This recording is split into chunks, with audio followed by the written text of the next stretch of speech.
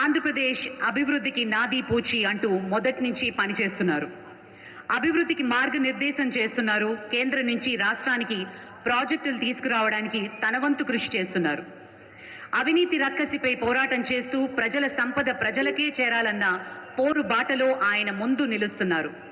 అధికారాన్ని చేపట్టిన నాటి నుండి నేటి వరకు ఎప్పుడూ కూడా సంక్షేమమే ఆయనది. నిత్యం ప్రజలకి అందుబాటులో ఉంటూ వారి ఆకాంక్షల మేరకు పాలన సాగిస్తూ ఉన్నారు. ఎన్నికల్లో ఇచ్చిన హామీలు ఏ విధంగా భరోసా ఇచ్చారో అదే విధంగా ఆంధ్రప్రదేశ్లో యువతను మేల్కొల్పే బాధ్యతను కూడా తీసుకున్నారు. పాలనపై పూర్తి స్థాయిలో దృష్టి పెడుతూ ఆంధ్రప్రదేశ్ను నవ్యాంధ్రగా తీర్చిదిద్దే క్రమంలో అలుపెరుగని బాటసారి మన ఉప ముఖ్యమంత్రి వర్యులు శ్రీ పవన్ కళ్యాణ్ గారిని మాట్లాడవలసిందిగా మనవి చేస్తున్నాం.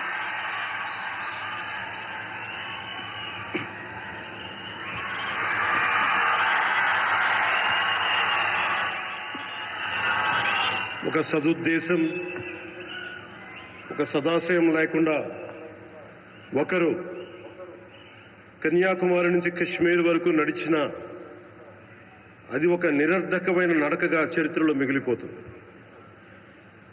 కానీ ఒక సదాశయంతో, ఒక సత్సంకల్పంతో ఇంకొకరు కన్యాకుమారి నుంచి కశ్మీర్ వరకు ప్రజలందరితో మమేకమై వారందరినీ ఏకతాటిపైన నడిపిస్తే అది ఆత్మనిర్భర భారత్ అవుతుంది. అదే కన్యాకుమారి నుంచి కశ్మీర్ వరకు ప్రజలకి వారి పరిసరాల శుభ్రత యొక్క బాధ్యతను తెలియజేస్తే అది స్వచ్ఛ భారత్ అవుతుంది. అదే కన్యాకుమారి నుంచి కశ్మీర్ వరకు ప్రజల గుండెల్లో దేశభక్తి, ధైర్య సాహసాలతో నింపితే అది పటిష్టమైన, బలిష్టమైన భారతం అవుతుంది. అది ఒక రోజున అఖండ భారతం అయి తీరుతుంది.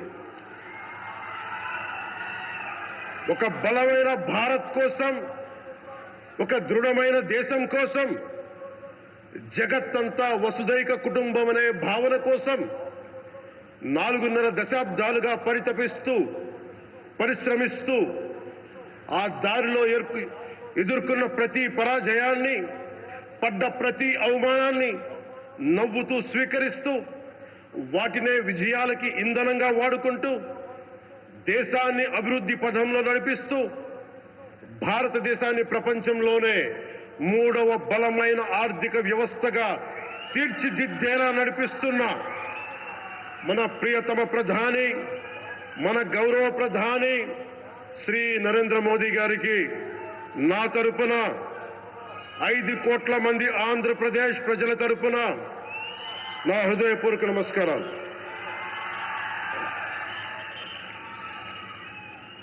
విద్యార్థి నాయకుడిగా రాజకీయాల్లో ప్రవేశించి రెవెన్యూ మంత్రిగా, ఆర్థిక మంత్రిగా మొదలై తెలుగుదేశంకి రథసారథి అయి 4వసారి ముఖ్యమంత్రి అయి తెలుగు ప్రజల్ని అభివృద్ధి పదంలో నడిపిస్తున్న దార్శనికులు, రాజకీయ ఉద్దండులు గౌరవ ముఖ్యమంత్రి శ్రీ నారా చంద్రబాబు నాయుడు గారికి నా హృదయపూర్వక నమస్కారం.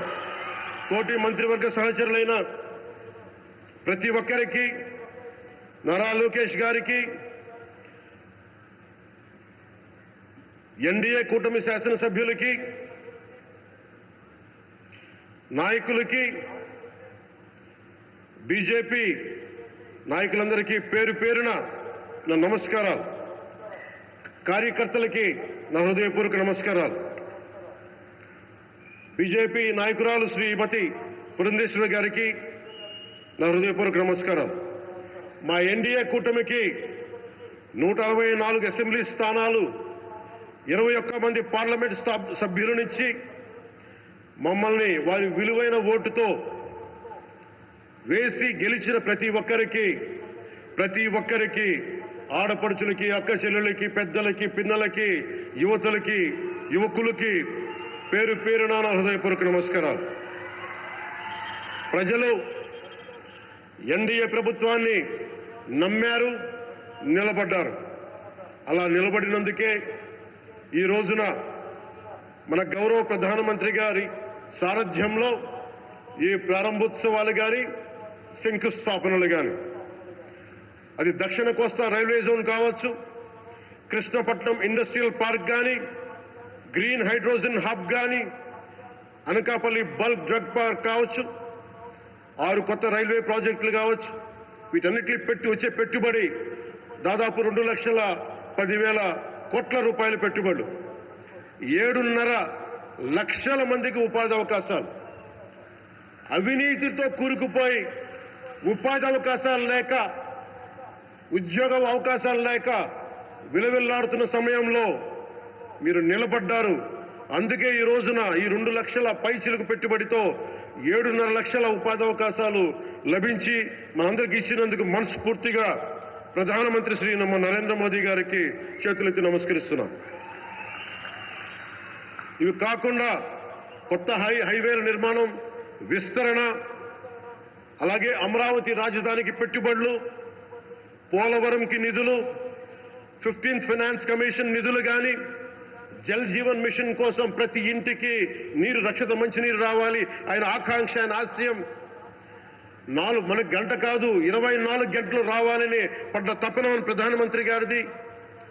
వీటన్నిటికీ చేయగలుగుతున్నాం, ముందు ప్రారంభించామంటే మీరు మా మీద పెట్టిన భరోసా, మా మీద పెట్టిన నమ్మకం, గౌరవ ప్రధానమంత్రి గారి మీద మీరు చూపించిన నమ్మకం. ఈ రోజున అది 2 లక్షల పైచిలకు పెట్టుబడులుగా ఇక్కడికి వచ్చింది. ఎక్కడో మన మారుమూల గ్రామాల్లో 70 సంవత్సరాల పాలనలో గ్రామాలకి రోడ్డు లేదు. ప్రధానమంత్రి సడక్ యోజన కింద ఈ రోజున మనం మారుమూల గిరిజన గ్రామాల్లో కూడా రోడ్లు వేయగలుగుతున్నామంటే దానికి ముందుండి మాకు వెన్నుతట్టి మాకు నిధులు సమకూరుస్తుంది నరేంద్ర మోదీ గారు. భారతం అభివృద్ధి పదంలో ఎందుకు చేశారు ఇవన్నీ అంటే, భారతదేశం అన్ని రాజ్యాలు, అన్ని రాష్ట్రాలు ఏ ఒక్కరు కూడా అభివృద్ధిలో వెనకపడకూడదు. అది మనకి తెలంగాణ కావచ్చు, ఆంధ్రప్రదేశ్ కావచ్చు, ఆంధ్రప్రదేశ్లోని ఉత్తరాంధ్ర, రాయలసీమ, మనకి కోస్తాంధ్ర కావచ్చు, ఎక్కడా కూడా ఏ ప్రాంతం కూడా వెనుకపడకూడదు. అభివృద్ధిలో అందరికీ సమాన వాటా ఉండాలని చెప్పే ఈరోజు ఇన్ని పెట్టుబడులు. ఈ మోదీ గారి సంకల్పానికి, సహకారానికి, ఆయన గైడెన్స్కి మనస్ఫూర్తిగా నా కృతజ్ఞతలు.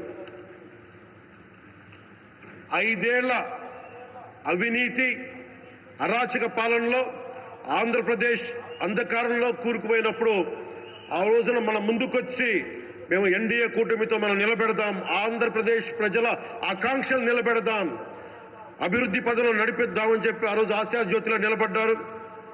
అసలు అభివృద్ధికి ఆస్కారమే లేదు ఆంధ్రాకి అనే స్థితి నుంచి అభివృద్ధి అంటే ఆంధ్రానే అని చెప్పుకునేలా గౌరవ ముఖ్యమంత్రి గారి నాయకత్వం, చంద్రబాబు గారి నాయకత్వంలో, ప్రధానమంత్రి గారి నిర్దేశకత్వంలో, వారి సూచనలతో సహకారంతో కేబినెట్ కానీ, మంత్రివర్గ సహచరులు కానీ, ఎన్డీఏ కూటమి ఎమ్మెల్యేలు కానీ, మేమందరం కార్యకర్తలు అందరం కష్టపడతాం. అహిర్నిశలు రేయం భవళ్లు కష్టపడతాం. దేశ ప్రగతిలో భాగస్వాములు అవుతాం. మేము ప్రధానమంత్రి గారికి అండగా ఉంటామని తెలియజేసుకుంటూ, ఆంధ్రప్రదేశ్లో ఉన్న ఆంధ్రాకి వెలుగుతో నింపుతున్న మీ నిండు హృదయానికి నా హృదయపూర్వక కృతజ్ఞతలు తెలియజేసుకుంటున్నాను. మరోమారు మీ అందరికీ ధన్యవాదాలు తెలుపుకుంటూ, నమ్మకం పెట్టారు. మీరు పెట్టిన నమ్మకానికి ఈ రోజున 2 లక్షల పైచిలకు పెట్టుబడులు తీసుకొచ్చాం. ప్రధానమంత్రి గారు ఉండటం వల్ల, సమర్థవంతులైన చంద్రబాబు గారు ఉండటం వల్ల మేమందరం నేర్చుకోవడానికి, పనిచేయడానికి సంసిద్ధంగా ఉన్నాం. సో మీరందరూ ఇదే సహకారం ఇవ్వాలని మనస్ఫూర్తిగా కోరుకుంటూ, ఆ భగవంతుడు, ఆ లక్ష్మీ నరసింహుడు ఈ దేశాన్ని మరింత ప్రగతి పదంలో నడిపించేలా గౌరవ ప్రధానమంత్రి శ్రీ నరేంద్ర మోదీ గారికి దీర్ఘాయుష్ ఇవ్వాలి, ఆరోగ్యం ఇవ్వాలని మనస్ఫూర్తిగా కోరుకుంటూ, ఆ లక్ష్మీ నరసింహుడిని వేడుకుంటూ సెలవు తీసుకున్నాను. జై భారత్, జై హింద్.